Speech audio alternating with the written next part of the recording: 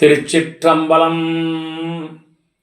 எல்லாம் வல்ல அருள்மிகு அம்மையப்பரின் திருவடிகளை வழிபாடு செய்து கொண்டு இன்றைய சிந்தனையை தொடங்குகின்றேன்.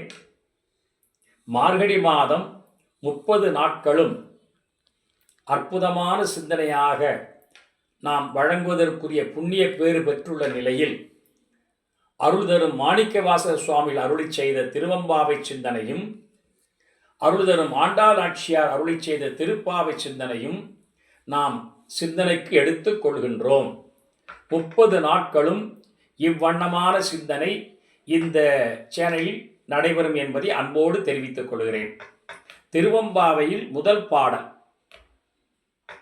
ஆதியும் அந்தமும் இல்லா அரும்பெரும் சோதியை. அருமையாக மாணிக்கவாசக சுவாமிகள் தொடங்குகிறார். இறைவன் எப்படிப்பட்டவன்? ஆதியும் அந்தமும் இல்லாதவன். அவனுக்கு தொடக்கமும் சொல்ல முடியாது, முடிவும் சொல்ல முடியாது என்ற வகையில் உள்ள பெருமான். அரும்பெரும் ஜோதியை என்று பாடுகிறார். உங்களுக்கு ஒரு சிந்தனை நினைவுக்கு வரும். ராமலிங்க சுவாமிகள் அருளி செய்த பெரிய மந்திரம் அருட்பெரும் ஜோதி. அரு போட்டு இட்டன்னா போடணும். அருட்பெரும் ஜோதி, அது அருளாகிய பெரும் ஜோதி என்று பொருள் தரும். இங்கே மாணிக்கவாசக அருளி செய்திருக்கிற அரும்பெரும் ஜோதி என்பது அருமையும் பெருமையும் உடைய சோதி என்று பொருள் தரும். அதை நீங்கள் நன்றாக புரிந்து கொள்ளுங்கள்.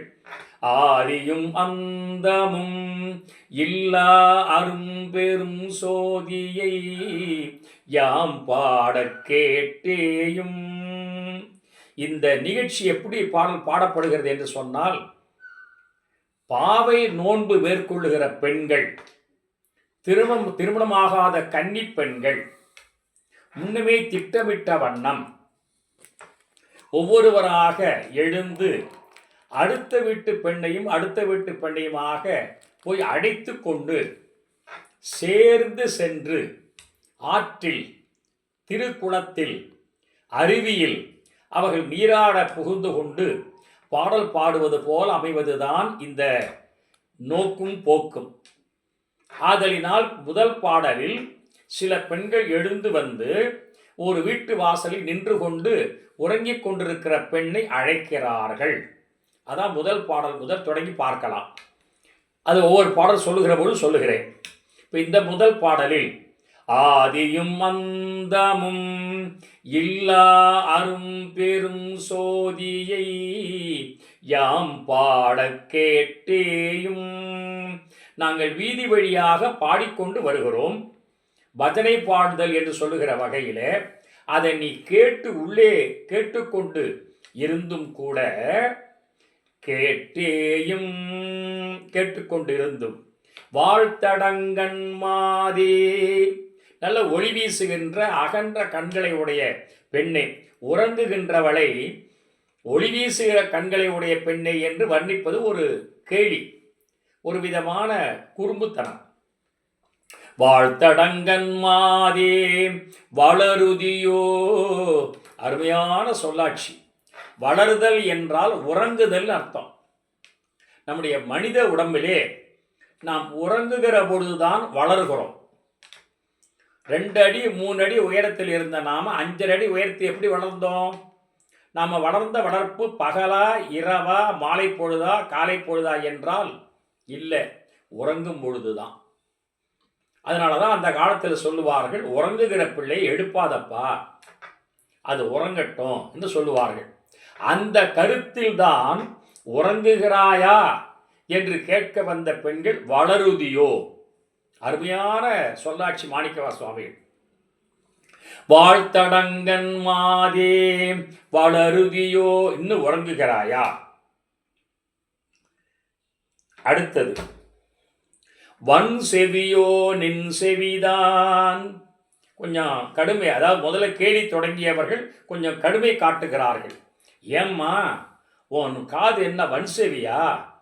ஏன் நாங்கள் பஜனை பாடிட்டு வர்ற அந்த வார்த்தையெல்லாம் உன் காதில் விழலையா என்று கேட்டார்கள். மாதேவன் வார்கடல்கள் வாழ்த்திய வாழ்த்தொலி போய்.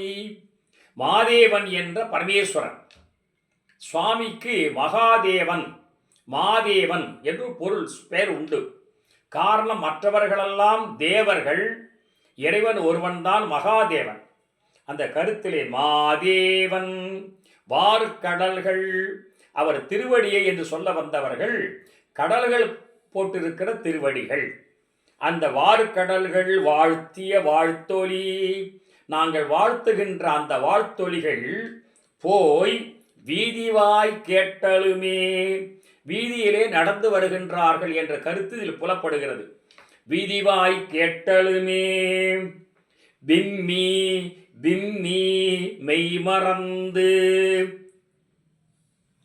இந்த குரலை கேட்டவுடனே இன்னொரு பெண் உறங்கிக் கொண்டிருக்கிறவள் விம்மி விம்மி அழுகிறாள். அது ஒரு பெண்ணினுடைய காட்சி. இந்த பெண்ணு போதார் அமளியின் மேல் புரண்டும் இந்த நீ என்ன பண்றன்னா, மூக்குகள் சூழ்ந்திருப்பது போன்றிருக்கிற மென்மையான படுக்கையிலே புரண்டும் புரண்டும். ஆக எங்களுடைய ஒலி கேட்கிறது உன் காதுல, ஆனால் நீ எழுந்து வர வேண்டும் என்ற எண்ணம் இருந்தும் எழ முடியாமல் அந்த படுக்கையில் படுத்து புரண்டு புரண்டு படுக்கிறாயாம்மா என்று சொல்லுகிறார்கள். கேட்டலுமே விம்மி விம்மி மெய் மறந்து, அது இன்னொரு பெண்ணினுடைய மனநிலை. நீ இப்படி இருக்கிறாய், போதார் அமளியின் மேல் நின்றும் புரண்டு இங்கன் ஏதேனும் ஆகாள் கிடந்தாள். எந்த விதமான பயனுமில்லாம பேசுதெல்லாம் ஒன்று செய்யறதெல்லாம் ஒன்றா இருக்கியம்மா. ஏதேனும் ஆகாள் கிடந்தாள், ஈதேயும் தோழி பரிசேலோர் எம்பாவாய். இதுதான் எங்களுடைய தோழிக்கு அழகாம்மா. எங்கள் தோழியாக இருந்தால் நீ நேரம் ஏச்சு ஓடி வந்திருக்க வேண்டாமா என்று இந்த பெண்கள், அழைக்க வந்த பெண்கள் அந்த உறங்குகிற பெண்ணை உரிமையோடு திட்டுகிறார்கள். தப்பு இல்லை, நல்லது செய்வதற்கு நாம் ஏசலாம், கண்டிக்கலாம், தண்டிக்கலாம், அவர்களை அழுத்தமாக வா என்று சொல்றார். அதனால தான் வள்ளுவ பேராசிரியன் அரண் வலியுறுத்தல் என்று பேசினார்.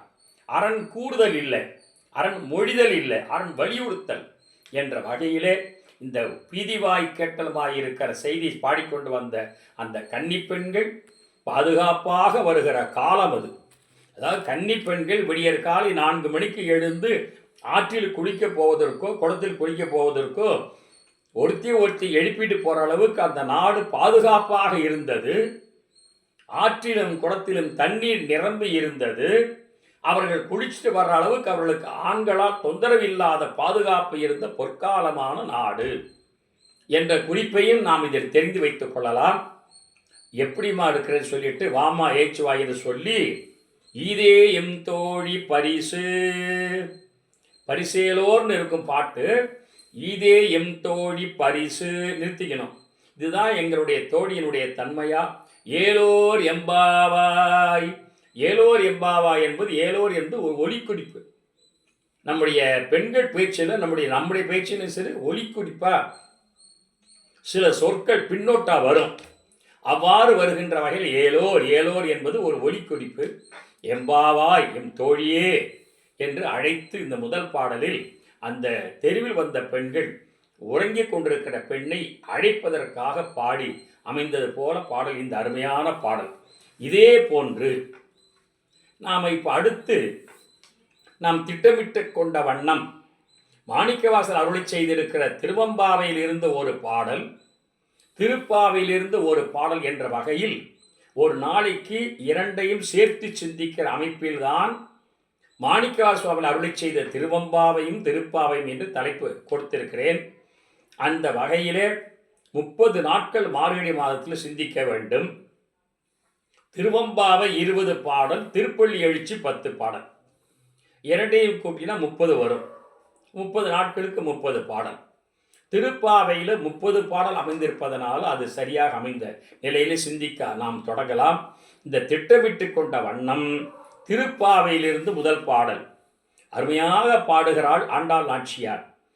இங்கே என்ன ஒரு வேறுபாடு என்று கேட்டால், திருவெம்பாவையில் கன்னி பெண்கள் தெருவழியாக சென்று ஆற்றிலே சென்று பாவை நோன்பு நோக்கிற வகையிலே ஒரு பெண்ணை அழைத்துட்டு போகிற வகையிலே அங்கே சென்று குளித்து விட்டு ஆற்றங்கரையில் ஒரு மணலார ஒரு பாவை செய்து அந்த பாவையை தெய்வ பாவையாக பாவனை செய்து வழிபாடு செய்து விண்ணப்பம் செய்வதாக இருக்கிற அமைப்பை உடையது.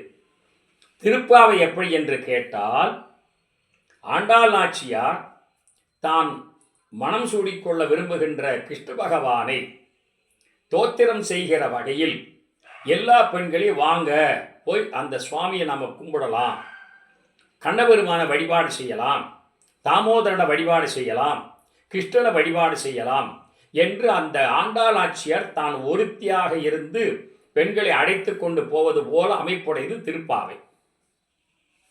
மார்கழி திங்கள் மதி நிறைந்த நன்னாளாம். அருமையான பாட்டு. மார்கழி திங்களிலே தொடங்குகிறது அந்த திருப்பாவை. மதி நிறைந்த நன்னாள் என்றால் பௌர்ணமி நாள் என்று அர்த்தம். அதாவது வழிபாடு செய்வதற்காக ஏற்படுத்தி கொடுக்கிற புண்ணியமான நாள் பௌர்ணமி. இருந்தாலும் நாம் வழிபாடு செய்ய முதல் நாள் தொடங்கி வழிபாடு செய்கிற அமைப்பிலே பாடுகிறார்கள். நீராட போதுவீர் போதுமினோ.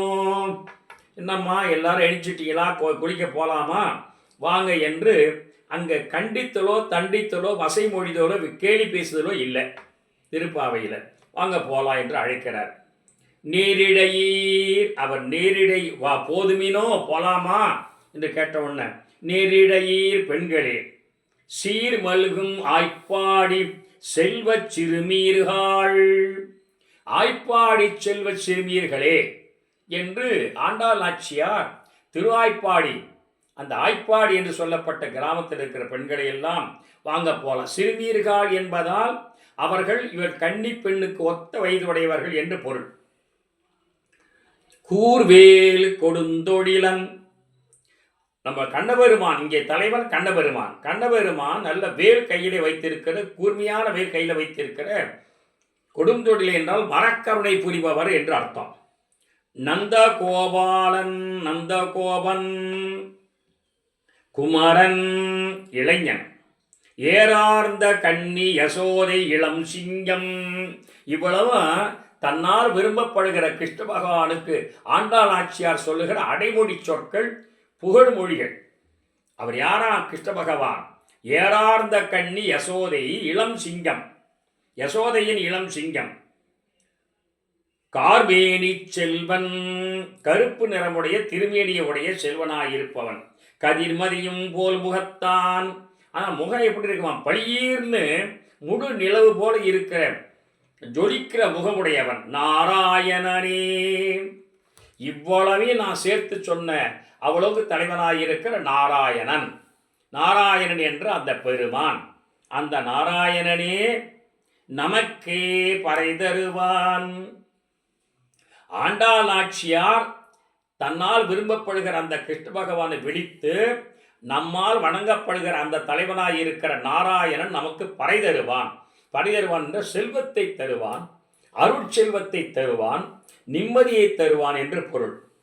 பாரோர் புகழ படிந்தேளோர் எம்பாவாய். ஆதலினால எல்லாரும் சேர்ந்து போய் நீராட போவாங்க என்று அழைப்பது போல நிலை உடையது. ஒரு செய்தியை சொல்லிவிடுகிறேன். திருவம்பாவையில் கன்னிப்பெண்கள் பாவை நோன்பு நோற்ற வகையில் எங்களுக்கு சிவபெருமான் மணாளனா வர வேண்டும் என்று கேட்பதில்லை. நல்லா புரிஞ்சுங்க.